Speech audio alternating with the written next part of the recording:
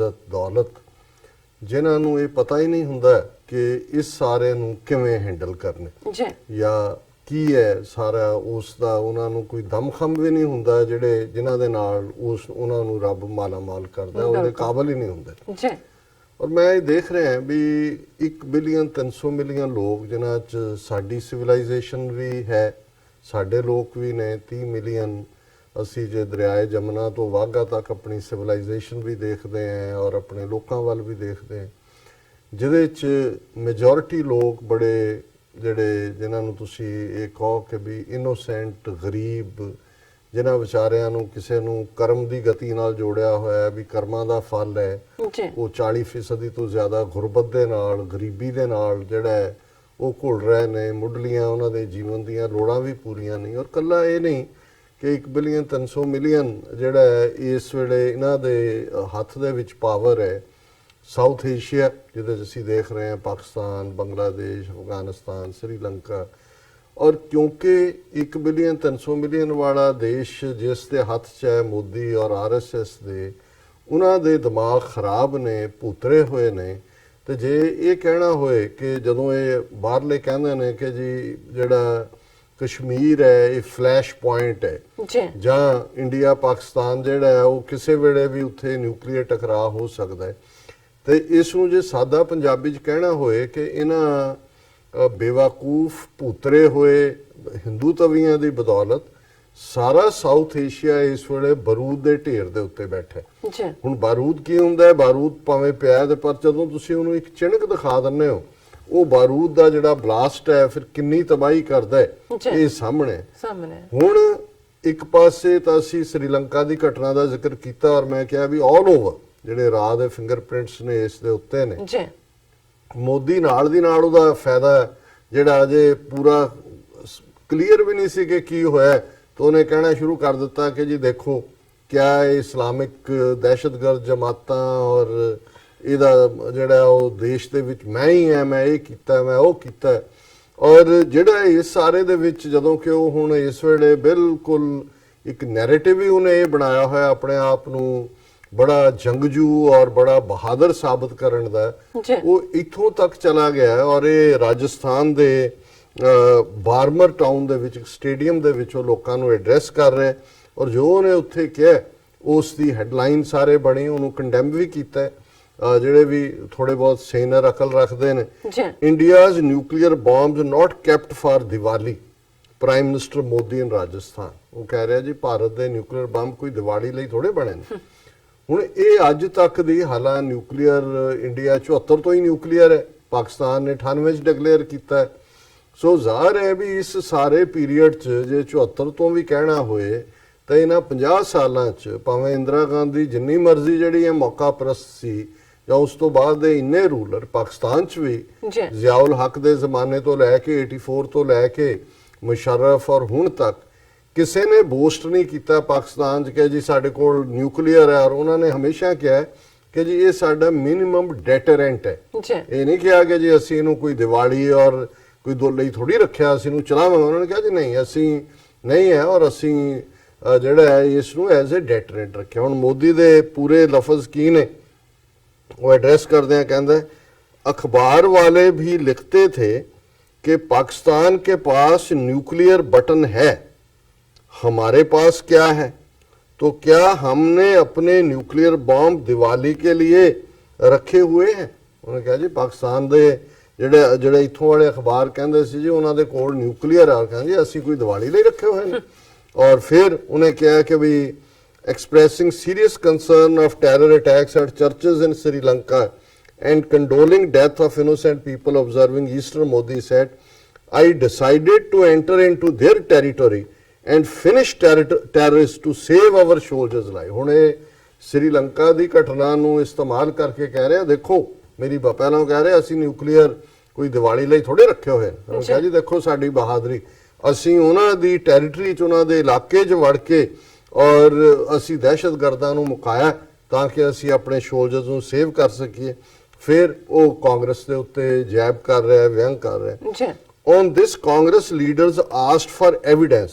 Now, they are not raising this question because first and second phase poll trends have shut their mouth. ਉਹਨੇ ਕਿਹਾ ਜੀ ਕਾਂਗਰਸ ਵਾਲਿਆਂ ਨੇ ਇਸ ਦੇ ਉੱਤੇ ਸਬੂਤ ਮੰਗੇ ਸੀ, ਹੁਣ ਕਿਉਂਕਿ 2 ਫੇਜ਼ ਹੋ ਗਏ ਨੇ, ਉਹਨਾਂ ਦੇ ਮੂੰਹ ਬੰਦ ਹੋ ਗਏ ਨੇ ਕਿਉਂਕਿ ਉਹ ਲੂਜ਼ ਕਰ ਰਹੇ ਨੇ, ਕਹਿਣਾ ਇਹ ਚਾਹੁੰਦਾ। ਹੁਣ ਉਹਨਾਂ ਨੇ ਫਿਰ ਇਹ ਜਿਹੜਾ ਉਸ ਦਾ ਇੱਕ ਮਜ਼ਾਕ ਬਣਾਉਂਦਿਆਂ ਕਿਹਾ चोट उधर है पीड़ा इन्हें है और आंसू भी बहने लगे कि जी उधर चोट असी पाकिस्तान ते मारी, तकलीफ इन्हां नूं हुई और इन्हां दे अथरू भी वगन लग गए और we have created fear in minds of terrorist by entering into their home territory. और उन्हें कहा जी असी जिहड़ा उन्हां दे घर च वड़ के उन्हां नूं मारिया। हुण ये जिहड़ा दिवाली लई रखे हुए ने बड़ा कमेंट है, इहदे ते हालां ये बिल्कुल नकम्मा और इन्हां दा हिंदुत्व भी शो बॉय है अमरिंदर, पर हुण क्योंकि इलैक्शन पीरियड चल रहे हैं और पंजाब च भी इन्हां ने दिखाना है कि भी असी खिलाफ है बीजेपी दे। और ईवन अमरिंदर ने इस दे उत्ते स्टेटमेंट दी है, PM's nuke war statement highly irresponsible, lambasting Prime Minister Modi for his highly irresponsible statement on India's nuclear arsenal. Punjab Chief Minister Captain Amrinder on Monday appealed to the people to support Congress। उन्होंने कहा जी बिल्कुल गैर जिम्मेवार और ये वो है, पर इस दे उत्ते जिहड़ी मोर बेशक जिन्हों तुसीं फ्लैशी कह सकते हो, पर जिन्हों कहते हैं भी टिट फॉर टैट वांग महबूबा मुफ्ती की स्टेटमेंट है जिहड़ी कि उसने थोड़ा होर भी उस दे विच उन्होंने रीजॉइंडर दिता है।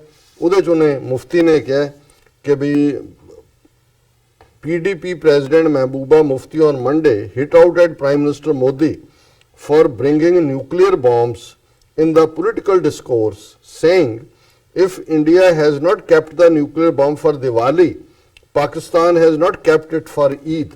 उन्होंने कहा जी जे तुसी दिवाली ਲਈ नहीं रखे हुए ਤੇ ਪਾਕਿਸਤਾਨ ਨੇ ਵੀ ਈਦ ਲਈ ਨਹੀਂ ਰੱਖੇ। ਹੁਣ ਮਤਲਬ ਗੱਲ ਤੁਸੀਂ ਦੇਖੋ ਵੀ ਡਿਸਕੋਰਸ ਕਿੱਧਰ ਨੂੰ ਜਾ ਰਿਹਾ। ਹੁਣ ਹਾਲਾਂਕਿ ਮਹਿਬੂਬਾ ਮੁਫਤੀ ਇਸ ਵੇਲੇ ਬੜੀ ਟਫ ਬੈਟਲ ਇਲੈਕਸ਼ਨ 'ਚ ਲੜ ਰਹੀ ਹੈ। ਇਹ ਉਹਨਾਂ ਹੀ ਸੀਟਾਂ ਤੋਂ 28-29 ਸੀਟਾਂ ਇਹਨਾਂ ਨੂੰ ਮਿਲੀਆਂ ਸੀ ਜਿਹੜੀਆਂ ਕਸ਼ਮੀਰੀ ਆਜ਼ਾਦੀ ਪਸੰਦਾਂ ਦੀਆਂ ਔਰ ਜ਼ਾਹਰ ਹੈ ਪੀਡੀਪੀ ਨੂੰ ਲੋਕ ਡਿਫਰੈਂਟਲੀ ਦੇਖਦੇ ਸੀ ਕਾਂਗਰਸ ਨਾਲੋਂ ਔਰ ਨੈਸ਼ਨਲ ਕਾਨਫਰੰਸ ਨਾਲੋਂ, ਪਰ ਜਿਉਂ ਹੀ ਇਹਦੇ ਪਿਓ ਨੇ ਬੀਜੇਪੀ ਨਾਲ ਅਲਾਈਅੰਸ ਕੀਤਾ और इधे पीरियड 2-2.5 साल पैलेट गन्स भी इस्तेमाल हुई हैं और दूसरा भी गिरफ्तारियां भी हुई हैं, एक्स्ट्रा जुडिशियल किलिंग्स भी हुई हैं और इस सारे तो बाद ये लोगों दी नज़रां 'च उतरी हुई है। लेकिन जिन्नियां गल्लां हुण ओह कर रही है जां ईवन फारूक अब्दुल्ला भी कर रहा है, वो बोल्ड गल्लां ने अज दे कॉन्टैक्ट 'ਚ तुसीं हिंदूत्वियां दी गल देखदे हो चार चफेरे।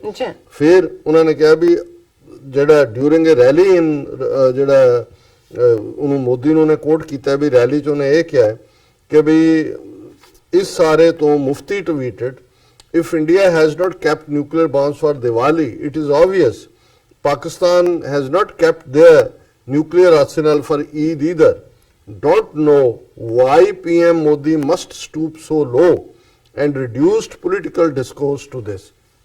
हुण ज़ाहिर है जे अमरिंदर ने भी मुंह खोलिया ਜਾਂ महबूबा मुफ्ती बोली है, पंजाब और कश्मीर ये दोनों ही बॉर्डर ਤੇ ਬੈਠੇ ਨੇ ਔਰ ਇਹਨਾਂ ਨੂੰ ਪਤਾ ਹੈ ਕਿ ਜੋ ਮੋਦੀ ਕਹਿ ਰਿਹਾ ਹੈ ਉਹ ਤਾਂ ਇਸ ਨੂੰ ਇੱਕ ਅਨਾਰ ਦੀ ਤਰ੍ਹਾਂ ਸਮਝ ਰਿਹਾ ਵੀ ਦੀਵਾਲੀ ਤੇ ਜਿਵੇਂ ਅਨਾਰ ਚਲਾ ਦੇਣਾ। ਇਹਨਾਂ ਨੂੰ ਨਹੀਂ ਪਤਾ ਵੀ ਇਹ ਨਿਊਕਲੀਅਰ ਜਿਹੜੀ ਵਾਰ ਹੈ ਫਿਰ ਕਿੱਥੇ ਜਾ ਕੇ ਐਂਡ ਹੁੰਦੀ ਹੈ। ਜਿਵੇਂ ਇਮਰਾਨ ਖਾਨ ਉਹਨਾਂ ਨੇ ਕਿਹਾ ਸੀ ਕਿ ਸਟਾਰਟ ਤੁਸੀਂ ਕਰ ਸਕਦੇ ਹੋ, फिर एंड किने करने ते कित्थे होना है फिर किसी को पता नहीं होना। मतलब ये है भी सारे ही जड़े ने उहदे चों उन्हां दा सफाया हो जाएगा तो कौन डिसाइड करेगा भी एंड होया ते कौन जितया कौन हारिया। सो ये जिहड़ा ट्रेंड चल रहा है इस सारे चों ही मोदी ने जिस किस्म दा उत्थे घटिया पोलिटिकल डिस्कोर्स, नफरत, टोटल पोलराइजेशन भी लफज छोटा रह गया। अज ही मेरी एक प्रोमिनेंट पत्रकार नाल गल हो रही सी दिल्ली, उन्होंने कहा जी ये गल कली ये नहीं है भी उन्होंने कहा भी भावें सिख होण, मुसलमान होण,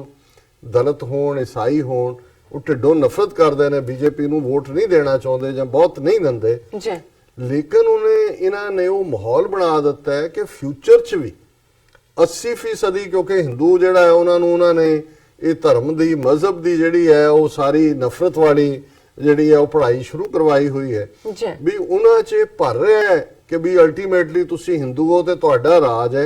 सो ये नहीं भी इन्हां चोणां जिहदा की निकलेगा की नहीं निकलेगा, एक परमानेंट इस किस्म का बन जाएगा ਕਿ ਸਿੱਖ ਮੁਸਲਮਾਨ ਈਸਾਈ ਔਰ ਦਲਿਤ ਉਹ ਆਪਣੇ ਆਪ ਨੂੰ ਸਮਝਣਗੇ ਕਿ ਅਸੀਂ ਤਾਂ ਪਾਵਰਲੈਸ ਹੀ ਰਹਿਣਾ ਹੈ, ਜੀ। ਕਿਉਂਕਿ ਅਸੀਂ ਮਾਈਨੋਰਿਟੀ ਆ। ਉਹਨਾਂ ਨੇ ਕਿਹਾ ਵੀ ਇਹ ਜਿਹੜੀ ਸਾਈਕੀ ਬਣ ਰਹੀ ਹੈ ਇਹ ਸਭ ਤੋਂ ਖਤਰਨਾਕ ਹੈ। ਬਿਲਕੁਲ। ਹੁਣ ਜਦੋਂ ਜੇ ਇਸ ਕਿਸਮ ਦੇ ਲੋਕਾਂ ਦੇ ਹੱਥ 'ਚ ਪਾਵਰ ਆ ਜਾਂਦੀ ਹੈ ਤੇ ਫਿਰ ਉਹੀ ਇੱਕ ਅਖਾਣ ਹੈ ਕਿ ਵੀ ਜਦੋਂ ਰੱਬ ਕਿਸੇ ਨੂੰ ਤਬਾਹ ਕਰਨ ਦੇ ਉੱਤੇ ਆਂਦਾ ਹੈ ਤੇ ਫਿਰ ਉਹ ਤੁਹਾਡੀ ਬੁੱਧੀ ਘੁਮਾ ਦਿੰਦਾ ਹੈ, ਜਿਹਨੂੰ ਕਹਿੰਦੇ ਨੇ ਅੰਗਰੇਜ਼ੀ ਵਾਲੇ ਕਹਿੰਦੇ ਨੇ ਹੀ ਮੇਕਸ ਯੂ ਮੈਡ, ਜੀ ਕਿਉਂਕਿ ਤੁਸੀਂ ਫਿਰ ਪਾਗਲਪਨ ਦੇ ਵਿੱਚ ਕੋਈ ਜਾਣਦਾ ਹੀ ਨਹੀਂ ਵੀ ਕੀ ਹੋ ਰਿਹਾ ਹੈ। ਉਹੀ ਤਬਾਹੀ ਨਾਜ਼ੀ ਜਰਮਨੀ ਨੇ ਕਰਵਾਈ ਆਪਣੇ ਮੁਲਕ ਦੀ, ਉਹ ਜਿਹੀ ਜਰਮਨ ਦੇ ਇੰਪੀਰੀਅਲਿਸਟ ਨੇ ਕਰਵਾਈ, ਔਰ ਇਵੇਂ ਲੱਗ ਰਿਹਾ ਕਿ ਮੋਦੀ ਔਰ ਇਸ ਦੀ ਇਹ ਸਾਰੀ ਹਿੰਦੂਤਵਾ ਕੋਟਰੀ ਉਸੇ ਡਾਇਰੈਕਸ਼ਨ ਦੇ ਵਿੱਚ ਜਾ ਰਹੀ ਹੈ। ਬਿਲਕੁਲ ਡਾਕਟਰ ਸਾਹਿਬ, ਅਸੀਂ ਤੁਹਾਡੇ ਨਾਲ ਸਹਿਮਤ ਹਾਂ। ਇੱਥੇ ਲੈਣੇ ਬ੍ਰੇਕ ਤੋਂ ਪਹਿਲਾਂ ਅਸੀਂ ਆਪਣੇ ਦਰਸ਼ਕਾਂ ਤੇ ਸਰੋਤਿਆਂ ਨੂੰ ਅਪੀਲ ਤੇ ਬੇਨਤੀ ਕਰਦੀ ਹੈ ਵਿਊਅਰਸ, ਜਿਸ ਤਰ੍ਹਾਂ ਕਿ ਤੁਸੀਂ ਜਾਣਦੇ ਹੋ ਕਿ ਟੀਵੀ 84 ਮਨੁੱਖੀ ਹੱਕਾਂ ਦਾ ਪਹਿਰੇਦਾਰ ਹੈ। ਟੀਵੀ 84 ਸਿੱਖਾਂ, ਕਸ਼ਮੀਰੀਆਂ ਤੇ ਭਾਰਤੀਆਂ ਨੌਰਥ ਈਸਟ ਸਟੇਟਾਂ ਦੇ ਲੋਕਾਂ ਦੇ ਸਵੈ ਨਿਰਣੇ ਦੇ ਹੱਕਾਂ ਦਾ ਹਾਮੀ ਹੈ। ਅਸੀਂ ਚਾਹਾਂਗੇ ਕਿ ਤੁਸੀਂ ਟੀਵੀ 84 ਦੀ ਵੱਧ ਤੋਂ ਵੱਧ ਮਾਈਕ ਸਹਾਇਤਾ ਕਰੋ। ਤੁਸੀਂ ਆਪਣੀ ਮਾਈਕ ਸਹਾਇਤਾ ਸਾਡੀ ਵੈਬਸਾਈਟ tv84.tv ਤੇ ਜਾ ਕੇ ਪੇਪਲ ਦੀ ਵਰਤੋਂ ਕਰਕੇ ਵਨ ਟਾਈਮ ਡੋਨੇਟ ਕਰ ਸਕਦੇ ਹੋ, ਮੰਥਲੀ ਡੋਨੇਟ ਵੀ ਕਰ ਸਕਦੇ ਹੋ। ਤੁਸੀਂ ਟੀਵੀ 84 ਦੇ ਨਾਮ ਤੇ ਚੈੱਕ ਬਣਾ ਕੇ ਸਾਨੂੰ ਮੇਲ ਵੀ ਕਰ ਸਕਦੇ ਹੋ ਸਾਡੇ ਇਸ ਪਤੇ ਤੇ 36-01 37th Avenue, Long Island City, New York 11101 USA, ਜਾਂ ਫਿਰ ਤੁਸੀਂ ਸਾਨੂੰ ਫੋਨ ਰਾਹੀਂ ਵੀ ਸੰਪਰਕ ਕਰ ਸਕਦੇ ਹੋ ਸਾਡੇ ਫੋਨ ਨੰਬਰ ਤੇ 5164060694। Thank you so much viewers, ਤੁਸੀਂ ਨਾਲ ਇਸ ਤਰ੍ਹਾਂ ਬਨੇ ਰਹਿਣਾ। ਮਿਲਦੇ ਹਾਂ ਛੋਟੇ ਜਿਹੇ ਬ੍ਰੇਕ ਤੋਂ ਬਾਅਦ।